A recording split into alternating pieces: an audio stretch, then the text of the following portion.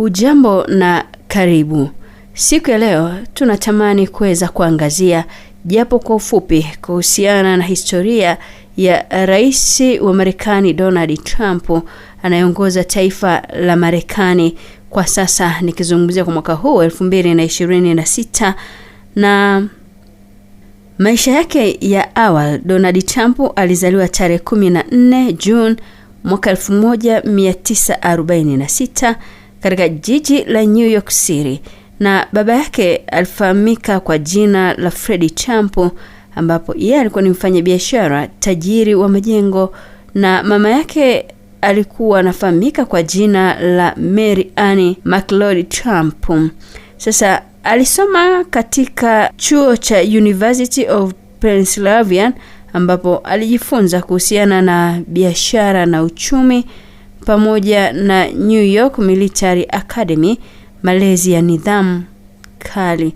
Lakini maisha yake ya biashara yalikuwaje? Kabla ya siasa, Rais Donald Trump alikuwa mfanyabiashara maarufu sana. Aliendeleza kampuni ya familia itwayo The Trump Organization, na alijenga majengo makubwa, hoteli kubwa na kasino, na alimiliki chapa ya Trump. Pia alijulikana zaidi kupitia kipindi cha TV. Na maisha yake ya siasa, Trump aliingia rasmi kwenye siasa mwaka 2015 kupitia chama cha Republican Party.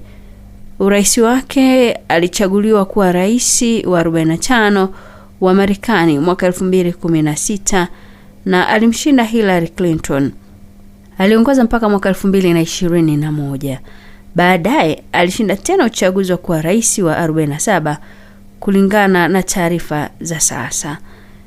Sera na siasa zake, Trump alijulikana kwa sera zake kali na za kipekee. Sera kuu ni kipaumbele kwa Marekani kwanza, America First, lakini pia kujenga ukuta mpakani mwa Mexico, kudhibiti uhamiaji. Aliweza kuimarisha jeshi la Marekani, kupunguza kodi kwa wafanyabiashara. Sasa mtindo wake wa uongozi ni moja kwa moja, na ni rais ambaye ni mkali. Hutumia sana mitandao ya kijamii kama vile Twitter, lakini pia hupenda kujitetea na kushambulia wakosoaji. Maisha yake ya kidini, Trump alijitambulisha kama Mkristo na alipata msaada mkubwa kutoka kwa Wakristo wa Kiinjili Marekani. Mara nyingine huzungumzia imani na Mungu katika hotuba zake. Hata hivyo, baadhi ya watu humkosoa kwa kusema matendo yake hayaendani sana na mafundisho ya dini. Sasa tujikite katika sifa za Rais Donald Trump. Number 1, Donald Trump ni rais ambaye ni jasiri na mwenye kujiamini sana katika maamuzi yake. Ni mwekezaji mkubwa na mbunifu wa biashara. Ni kiongozi mwenye maamuzi ya haraka na ana uwezo mkubwa wa kuvutia watu mbalimbali. Sasa umaarufu na ushawishi wake, Trump ni mmoja wa viongozi wenye ushawishi mkubwa duniani. Ana wafuasi wengi sana, lakini pia ana wakosoaji wengi. Alibadilisha siasa za Marekani kwa mtindo wake pekee. Donald Trump ni kiongozi mwenye nguvu, mwenye msimamo mkali na ushawishi mkubwa. Ameacha alama kubwa katika siasa za Marekani na dunia kwa ujumla. Wengi wanamuona kama shujaa wa uchumi na utaifa, wakati wengine wanamuona kama kiongozi wa utata. Sasa nikupatie nukuu kadha wa kadha ambazo Rais Donald Trump. Nukuu yake ya kwanza, Make America Great Again. Nukuu yake ya pili, You are fired.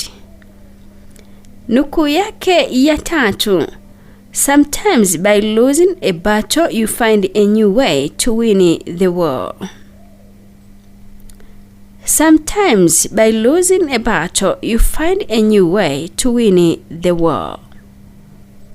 Nukuu yake ya nne, I like things big. Nukuu yake ya tano, We will build a great wall. Nukuu yake ya sita, America First. Nukuu yake ya 7, the future belongs to the dreamers. Nukuu yake ya 8, I never give up. Nukuu yake ya 9, success come from hard work and determination. Nukuu yake ya 10, we don't win anymore, but we are going to start win again. Sasa hizo ni nukuu maarufu za Rais Donald Trump.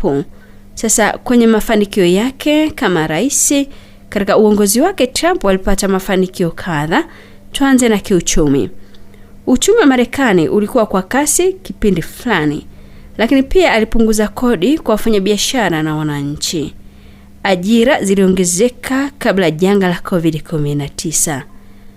Diplomasia, makubaliano ya amani kati ya nchi za Mashariki ya Kati, kukutana na kiongozi wa Norway Korea Kim Jong Un.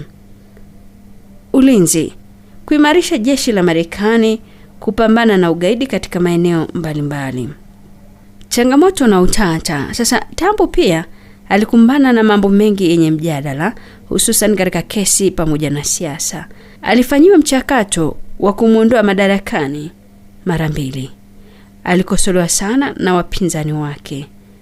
Na kwenye janga la COVID-19, serikali yake ilikosolewa kuhusiana na namna inavyoshughulikia janga la COVID-19. Na kwenye uchaguzi alipinga matokeo ya uchaguzi ya mwaka 2020.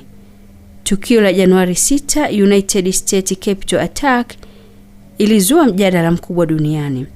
Tofauti yake na marais wengine, Trump alikuwa tofauti kwa mambo haya. Number 1, mtindo wake. Alikuwa mkali na wa moja kwa moja sana.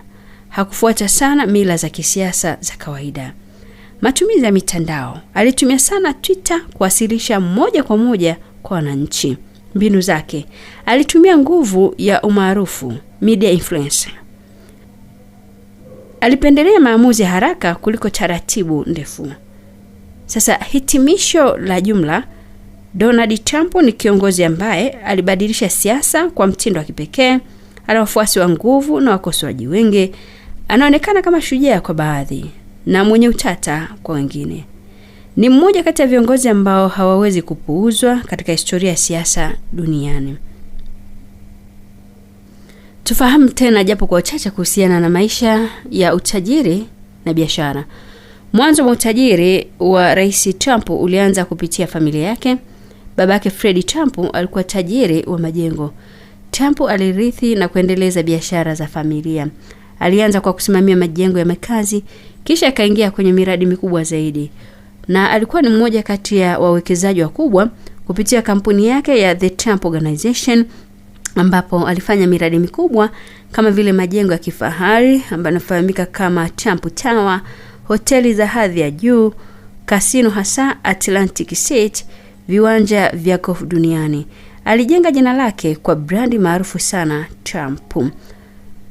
Umaarufu wake unaongezeka sana kupitia kipindi cha TV, kauli zake, lakini hii ilifanya ajulikane zaidi hasa hata kwa wasiopenda siasa. Ingawa ni tajiri pia, Trump amewahi pia kupitia changamoto, hasara katika baadhi ya biashara zake. Hasa kasino zilipata hasara. Aliwahi kufilisika mara kadhaa kwenye biashara, si biashara binafsi kabisa. Kurudi juu, aliweza kurejea kwa nguvu kupitia brandi yake. Aliendelea kupata mikataba na uwekezaji mipya. Thamani ya utajiri wake Trump kubadilika mara kwa mara, lakini anakadiriwa kuwa na mabilioni ya dola. Chanzo kikubwa ni majengo, hoteli na uwekezaji. Sasa kwa nini ana wafuasi wengi? Trump pia ana wafuasi wengi kwa sababu zifuatazo. 1, lugha ya moja kwa moja. Huongea bila kuzunguka. Watu wengi huona kama anasema ukweli. Lakini pia ni mzalendo. Kauli yake America First iliwavutia wengi. Aliweka mbele maslahi ya Marekani. Ni mfanyabiashara aliyefanikiwa kwa kiasi kikubwa.